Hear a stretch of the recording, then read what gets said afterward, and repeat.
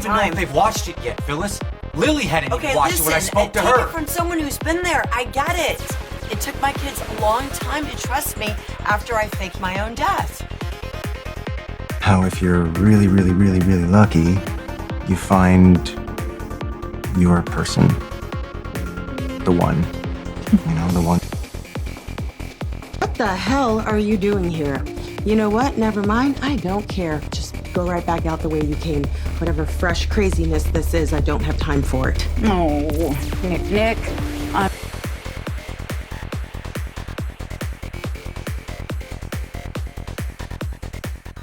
Hey y'all, welcome back to the channel, and we're about to spill some tea with this theater that we had on Beyond the Gates. I didn't forget about my Beyond the Gates fan, because we got to dissect everything that happened that was messy, delicious, and downright dramatic in this soap. Yeah, today we're going to dive deep into the Beyond the Gates episode titled Kat Refuses to Let Eva Win. And we got to talk about some other breakups as well. Buckle up, because silver and rivalry, betrayal, shattered confidence, and more awaits. So without any further ado, let's go ahead and get into it. Let's talk about this Ted, Nicole, Andre, and Carlton drama. So we're over at the club, and Ted and Andre are having their own shade fest. Ted's got to explain to Nicole his infidelity with none other than Lulu Leslie. Nicole is icy as ice can be, and Andre is trying to manage heartbreak and his new marriage to Danny, aka Rebound, apparently. And Carlton is just over there chiming in. The two of them, meaning him and Nicole, are having a cozy little lunch. They go over to the table. And of course, Nicole reminds Ted that he lost the right to judge after his whole misdeeds. Talking about, oof. At the same time, you know what? They decide to let it go, walk away. However, Ted got to witness Carlton and Nicole sharing a kiss. So now we got this other conversation between Vanessa, Joey, and all about Doug's death. So back to tragedy land. Vanessa tells Joey how crushed she is about Doug's death, how nothing is adding up about his last phone calls. She wants answers and plan to go to that crash site. And of course, Joey don't want that. He tried to steer her away to focus on funeral arrangements. But yeah, this is a soap. We know she gonna do some digging. And as we'll talk about in a few minutes, Jacob found some things very interesting around this whole thing as well. However, this man has the audacity, after screwing the man's wife, or she allowed him to screw her, and also being the one person behind his death, tells her that she don't have to worry about a thing, and he's going to take care of everything in regards to this man's final arrangements. Wow, Joey, not only did you want to get rid of him, but you trying to make sure that you take care of everything that you got rid of. So now we got Naomi, June, and this little flirty advice. So Naomi is having a conversation with June, and June starts talking about this hot, sexy chocolate man that she met a few days ago, and she was wondering, how am I supposed to approach him and how can I interact with him? And so Jacob shows up to try to help give lessons, as Naomi demonstrated. When they asked June, does this man have a name? She said, oh, I'll never forget it. It was on his credit card. Theodore Richardson. And the look on Naomi and Jacob's face was priceless.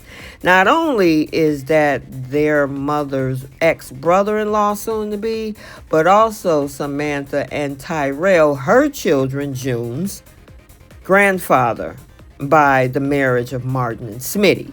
So yeah, they was like, I don't think, as she walked away, because they tried to give her advice, and she was like, yeah, I got something to do.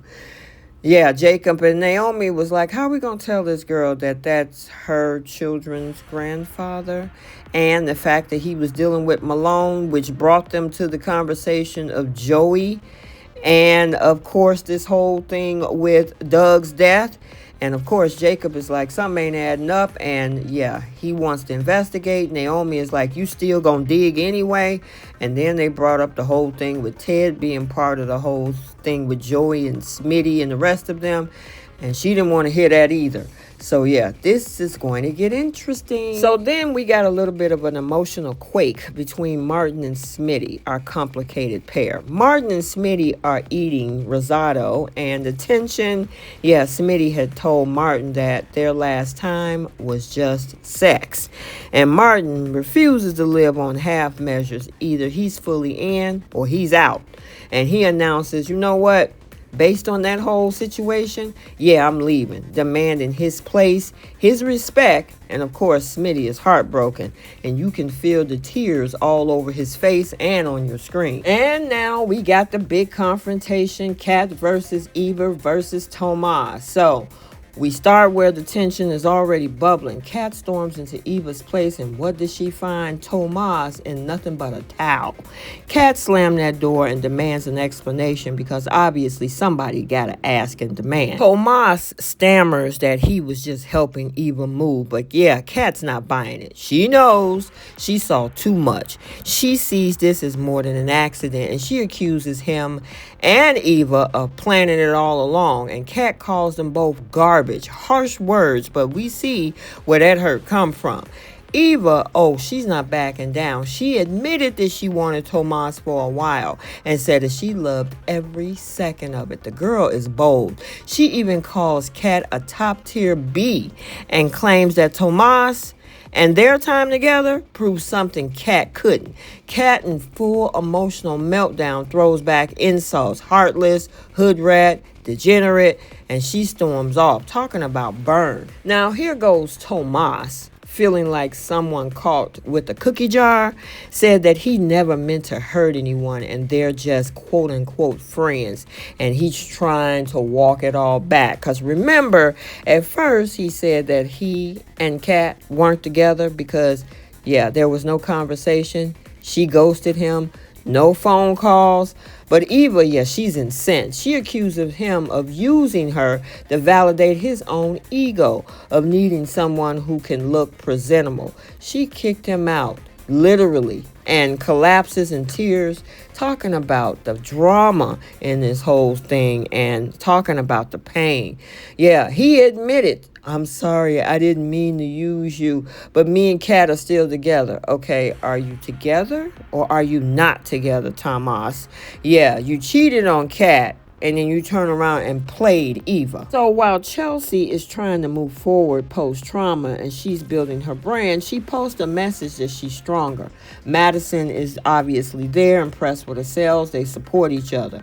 However, when Kat shows up, because remember, Kat is refusing to let Eva win in this whole situation. Yeah, she says she's not going down without a fight. She decides that she interrupt their date with a very snarky remark.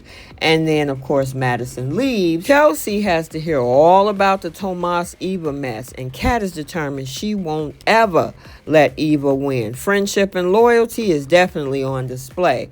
And I mean, she even thought that Chelsea was taking Eva's side. At the same time, Chelsea was like, listen, you need to go find you somebody else. There's no way that he should have cheated with her and then try to get back with him. Yeah, so we'll see how this all is going to unfold, because it looked like Eva is done.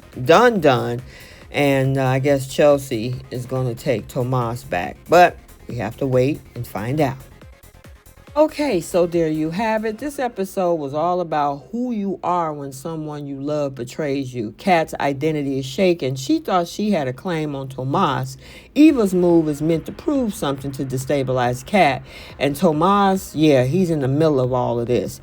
Eva doesn't sneak. She confronts, and she admits what she feels. She acts out on it, but in doing so, she stomps boundaries and hearts. Kat fights back, not always wisely, but definitely passionately. They are tried sisters who share, but this whole dynamic is broken in a way that only soap operas can make visceral. Their relationship is competitive, identity clashing, and emotionally violent. And Chelsea tells Kat love has to come with limits.